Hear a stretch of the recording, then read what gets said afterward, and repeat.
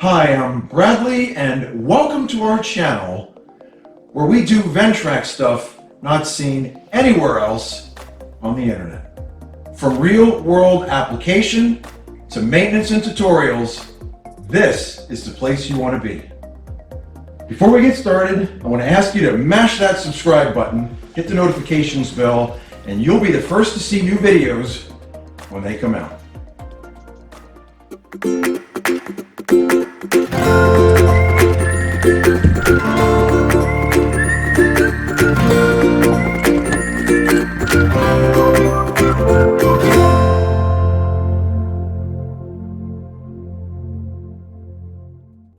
We're going to be performing some maintenance work on our 4500 today, installing this.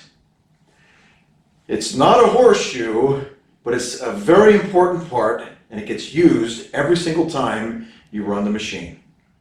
Now, to remove the brake band, we're going to have to completely loosen the whole mechanism. So we're going to have to spin this nut off, and I have a couple spacers in there because the band stretches over time and the pad itself wears out. Now, if you look closely, the band itself is right in here. So we're going to have to remove the speed sensor bracket, which is here. Then we'll be able to get at some of the other parts. It's pretty straightforward. It's just very restrictive trying to get in there.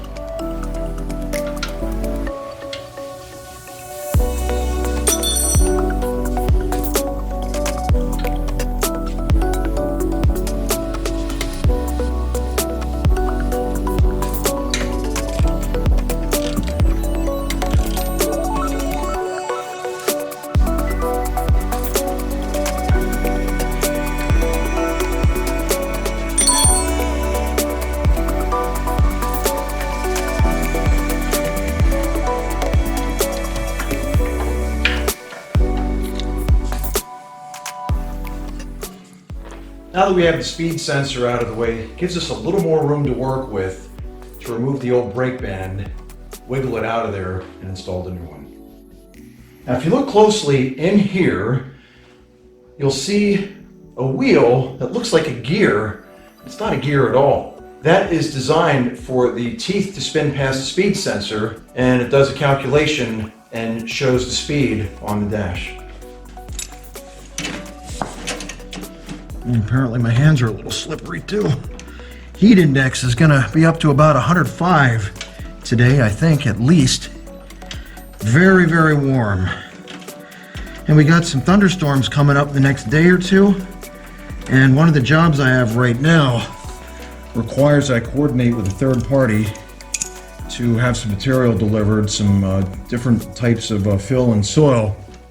And I can't take the risk of that having sitting out in the rain before I can get over there and use it. So unfortunately, that means we're into next week and we got to check on the weather again. Now you can see this is completely loose, and it'll give us some room to wiggle the old band out once we loosen the hardware. I'll try to give you a glimpse in here so you can see how this works. You pull on the lever that lifts this rod, which pulls on this lever, and it's almost like a scissor type action, and you can see that there are two bolts that ride through a groove, and those are the opposite ends of the brake shoe, and they're on this supporting bracket here, which is in the way as well. So that has to come off. Then we can remove the brake shoe, and then we can go ahead and replace it. Okay. Again, my mechanic Travis sent me a parts breakdown, and that's not something that's even in the manual, but he sent me a copy of it. And after looking this over, there's a flange here, and there's a couple bolts on it. So it's like a flange on a flange that holds the mechanism that squeezes the brake shoe. And now I'm figuring this out, and it all comes down to where I originally thought of the 2 bolts that I could easily get to. And I think those 2 bolts come out, the whole mechanism comes out. Then you have easy access to removing the hardware. So that's what we're going to do now. What a pain. But it's these 2 right here. We have one here. There's one here, and there's another one down there. So we're going to remove them. The whole thing will come out. And I think that'll give us a room we need to work with. Well, at least I can see it.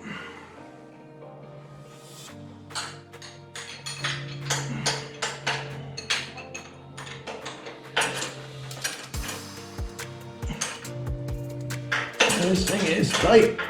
Ooh. No, don't do that.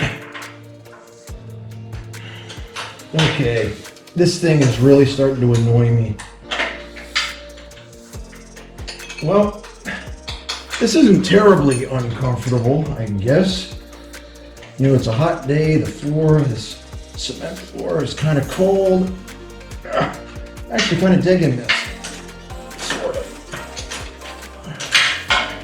It's like some of the army mechanics, you know, you'd have to PMCS your vehicle and you try to turn that thing in, they'd make you do all the stuff they didn't want to do. That's kind of what this feels like right now. Barely. I know you can't see much from the camera view, guys, and I am sorry. But this is where we're at. See if we can get an angle on this camera. And there it is. The whole thing is sliding out. Now we just need to get clearance. Clearance. You know clearance? Mr. Clearance? We need clearance right now. That's what we need. We are so close here. Oh, we just got to get that. There we go. There we go. I had it. I had it. It was there. Oh, we are like right here. So close. There it is. There it is. This whole thing comes out. You can't take this apart while it's in the machine. Impossible. So this is mounted through these 2 holes here to the chassis itself. Now you can see, now you have access to the hardware that holds this band on. Now you can see here's the replacement band. Now we can get to all the hardware and remove it.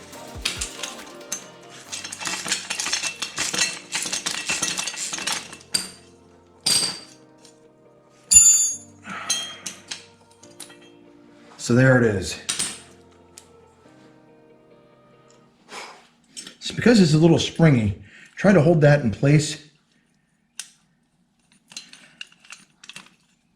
with the bolt. Get it in there and then it'll, almost. This is a little tricky. I'm not sure how well you guys can see that on the camera. I'm trying to keep this in frame and get work done at the same time. This is not the easiest thing.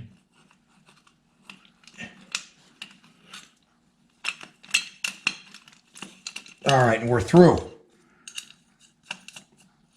Okay, now we're going to tighten these. But we're not going to tighten them up all the way. We want to get them to a point where they're still able to slide, and that's what we're looking for.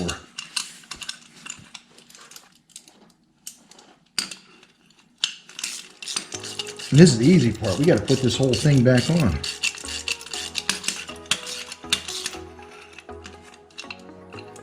Okay, that can slide. You don't want too much play, but you want a little bit.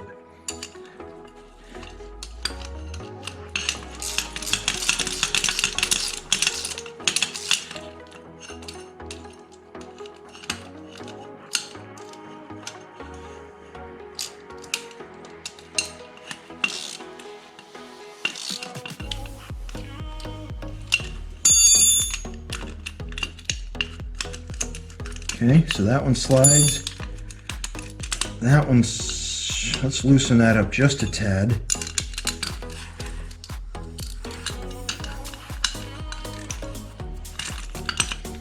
Okay. That's pretty good. Now you can see how the This is like a series of levers on here that squeezes this thing when you pull the brake, which is on this lever here. Now that the new band is installed, we got to get it back on.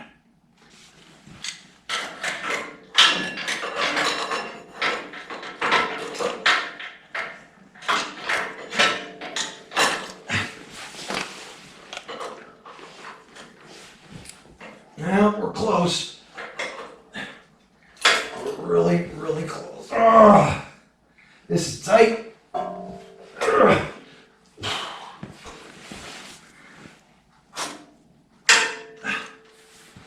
I got it. I got it.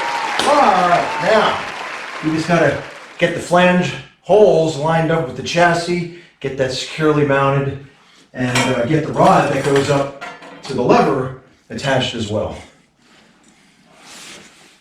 All right, so these two 3/8/16s, they gotta go back in the same holes. See if we can do it. Oh my goodness.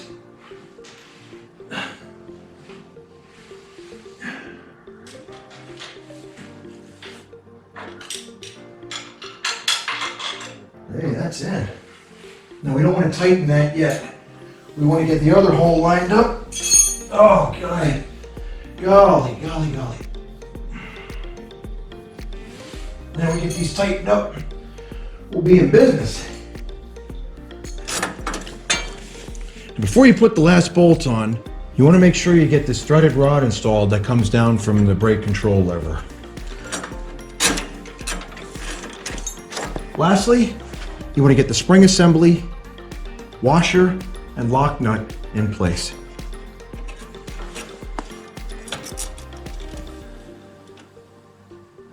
Now that the brake band is installed, we'll make sure that the parking lever has the proper tension. The brake lever should require a minimum of 15 pounds and no more than 7 clicks for proper adjustment. After you get the brake lever tension properly adjusted, disengage the parking brake and move the lever forward as far as it will go. While moving the SDLA lever forward, observe the compression spring and brake engagement tab on the brake linkage. The compression spring on the brake linkage should not cause the brake engagement tab to be lifted up more than 0.8 millimeters. If the brake engagement tab moves more than that, it's possible for the brake to drag when traveling at full forward speed, and your brake's going to wear out faster. I hope you enjoyed this episode in our maintenance series covering an aspect not seen anywhere else. If you have any questions, please leave them in the comments below. Please be sure to subscribe and hit the notifications bell. It's greatly appreciated. That way when we upload a new video, you'll be the first to know. I'm Bradley, thanks for joining us, and we'll see you next time.